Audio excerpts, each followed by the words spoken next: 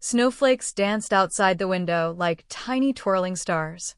Inside the Marks family home, warmth and laughter floated through the air like the scent of Mum's cinnamon cookies. It was Christmas Eve, Abigail's very first Christmas, and everyone wanted it to be extra special. Dad, tall and cheerful, hummed Christmas songs as he fixed a tiny gold star to the top of the tree. Mum stood nearby, her warm smile glowing brighter than the fairy lights. Michelle, their 12-year-old, was busy arranging ornaments with the precision of an artist, while David, 9, was testing how many candy canes he could hang on one branch without it tipping over. "David." Michelle giggled, "You're going to make the tree fall over." He grinned. "It's called decorating, Michelle." "I'm testing gravity." Mum chuckled. "Let's leave gravity to Santa, shall we?" "Now, who wants to sprinkle the magic dust?" At that, both kids gasped. The Marks family had a tradition. Every Christmas Eve, after decorating the tree, they'd sprinkle a tiny pouch of glittery Christmas dust that Mum and Dad called magic sparkles. The children always swore it made the lights twinkle a little brighter. This year, Mum poured the shimmering dust into Michelle's palm. She and David counted together, 1, 2, 3. They blew it gently over the tree, and just for a moment, the lights seemed to sparkle like real stars.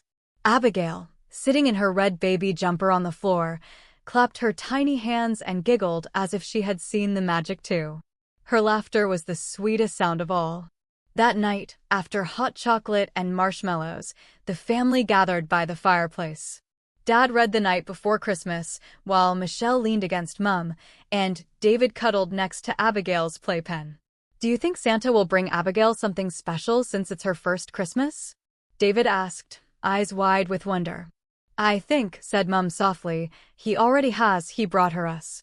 Michelle smiled and reached over to tickle Abigail's tiny toes. "Then we'll make sure she knows how magical her family is." When everyone finally went to bed, the house fell silent, except for the gentle creak of snow settling on the roof and the soft cooing of baby Abigail. But at the stroke of midnight, something extraordinary happened. A soft golden glow shimmered from the Christmas tree in the living room. The ornaments began to move. The reindeer figurines pranced in place, the snowflakes on the branches twirled, and the star at the top pulsed with gentle light. Abigail stirred in her crib and blinked. The light touched her little cheeks. She giggled and pointed. The glow drifted toward her room like a cloud of warm light, tiny sparkles swirling around her crib.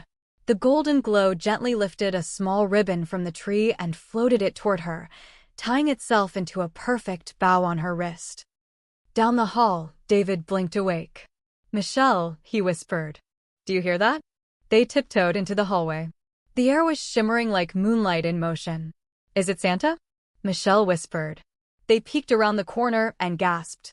The Christmas tree was alive with magic. The lights shimmered in slow waves, and for a second, they saw shapes in the glow: a sleigh, stars, a tiny twinkling heart. Mum and Dad joined them, rubbing their sleepy eyes. "What on earth?" Abigail clapped from her crib. The golden dust floated around her like soft snow. Dad's voice grew gentle. "Looks like someone wanted her first Christmas to be truly magical." They all stood together, watching as the last sparkles drifted up toward the ceiling and vanished like a sigh of starlight. When morning came, the house was filled with the smell of pancakes and cocoa. Outside, the snow glowed in the sunrise, and inside, presents sparkled under the tree. Michelle tore open a box to find a camera she'd been wishing for. "Now I can take pictures of all our family adventures." David opened his and found a model rocket kit. "I'm going to make it fly to space, just like our Christmas dust." And in front of the tree sat a tiny box wrapped in gold paper. It had Abigail's name on it. When Mum helped her open it, inside was a little bracelet with a gold star, exactly like the one that had tied itself around her wrist the night before. Mum and Dad exchanged a knowing glance. "Looks like someone really did visit," Dad said softly. Michelle lifted Abigail and kissed her cheek. "Merry first Christmas, baby sister." David added, "Next year, you'll be big enough to help us with the magic dust." Abigail babbled something that sounded almost like, "Yay," and everyone burst into laughter. As they all gathered for breakfast, the golden star on the tree flickered one more time, as if winking at them. The Marks family didn't need to see Santa to believe in Christmas magic, because they had already found it in the laughter, the love, and the light of being together.